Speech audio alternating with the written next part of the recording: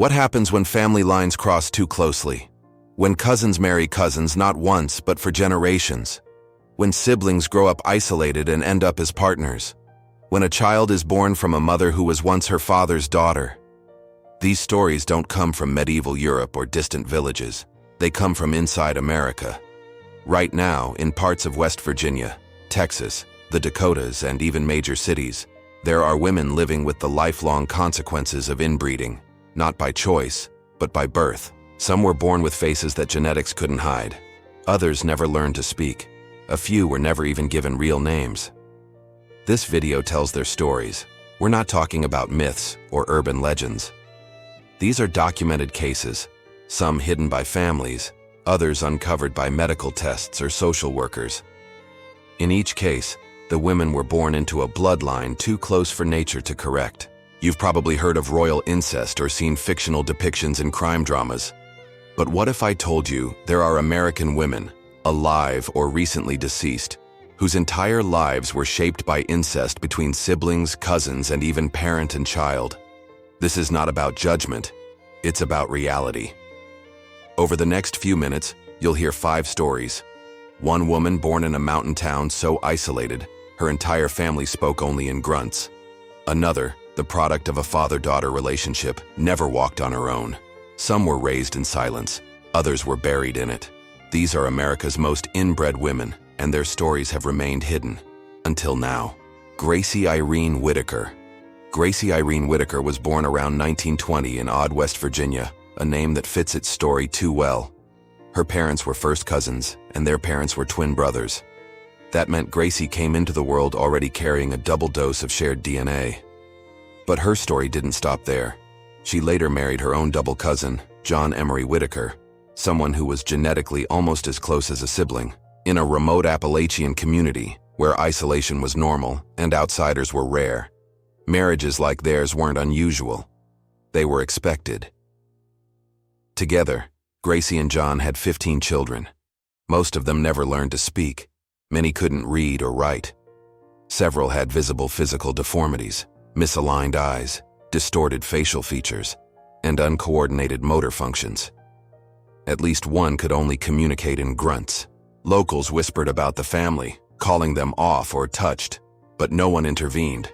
This was backwoods West Virginia in the early 20th century, poor, forgotten, and closed off.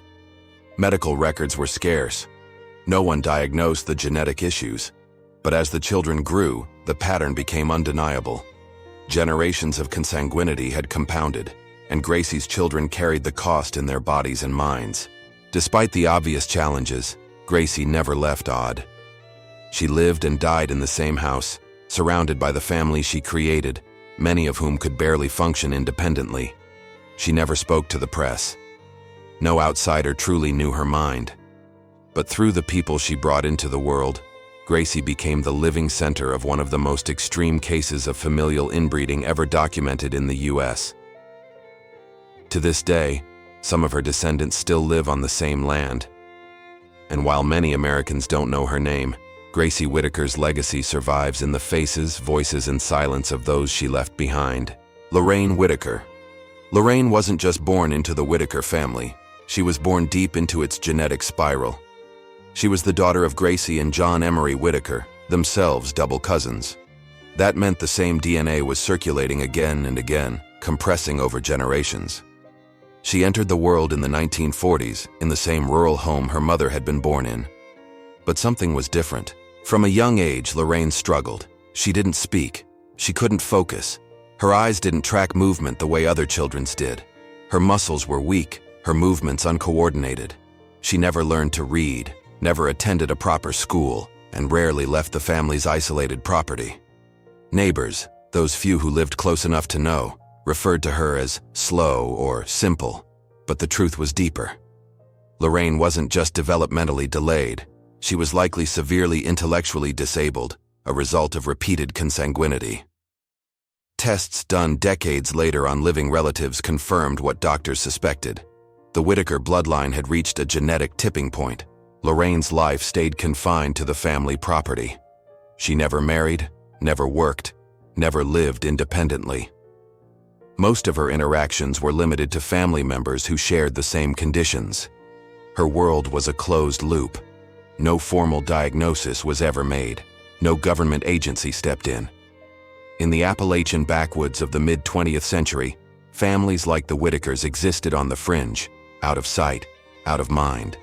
By the time Lorraine died, likely in her 40s or 50s, there was no obituary, no public record, just silence.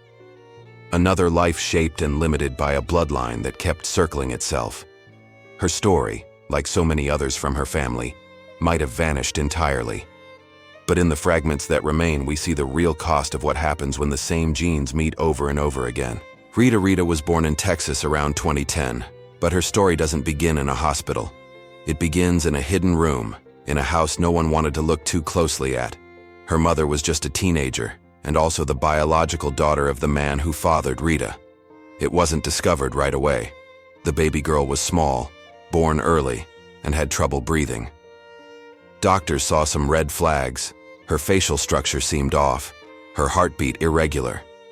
But it was only after a full genetic test, triggered by unexplained bruises, that the truth came out. Her mother and father were also daughter and father. The test revealed massive regions of identical DNA, the kind only seen in cases of first-degree incest. This wasn't cousin marriage. This was biological duplication on a level that triggers the worst outcomes: congenital defects, neurological damage, and lifelong dependency. As Rita grew, the signs became undeniable. She didn't speak, not just delayed but nonverbal. She had difficulty walking and required constant physical therapy. She was diagnosed with a rare heart defect, had surgery for a cleft lip, and later developed hydrocephalus, fluid buildup in the brain. A shunt was inserted to relieve the pressure. By the age of 4, both of her biological parents were in prison. Her mother had tried to justify the relationship as love, but the law and the state saw it for what it was: child abuse passed down another generation. Rita became a ward of the state, placed in a long-term care facility in Houston. Now a teenager, she still doesn't speak. She has limited motor control and severe cognitive delays. Her future is uncertain. She requires full-time care and likely always will. Rita is a living example of what happens when incest isn't just abuse. It becomes biology. Her story isn't folklore. It's not a cautionary tale from the past. It's real, it's recent, and it's still unfolding inside a locked care facility most Texans have never heard of. Maria was born in the mid-1970s in a Hutterite colony in South Dakota, a closed, deeply religious community that valued tradition, simplicity, and endogamy. Her parents were second cousins, part of a long line of intermarriage within the group. It wasn't a scandal, it was cultural continuity. At birth, Maria showed signs of a rare condition: a recessed chin, misshapen ears, and a cleft palate. Doctors would later diagnose her with Treacher-Collins syndrome, a genetic disorder that affects the development of facial bones and tissue.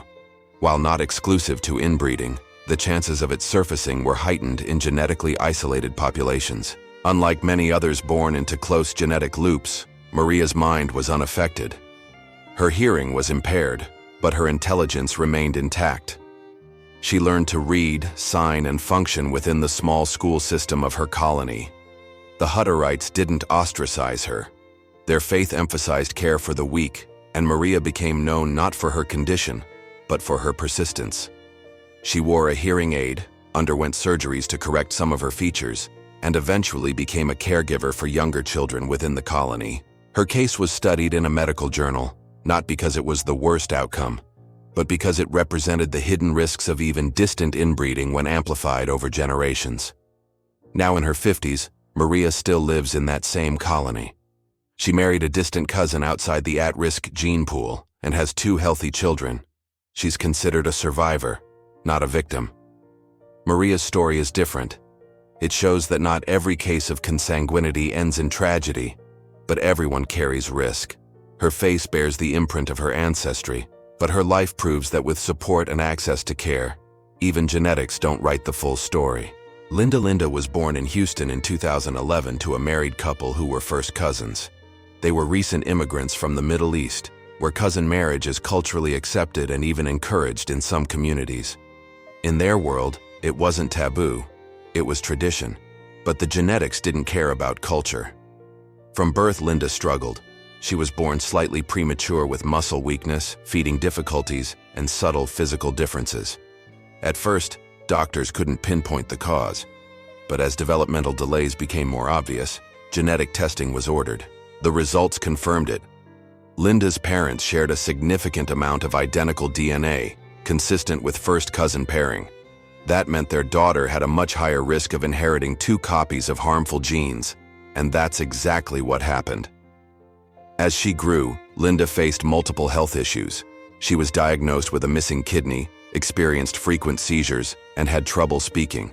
Her head circumference remained unusually small, microcephaly, and her learning capacity lagged far behind her peers.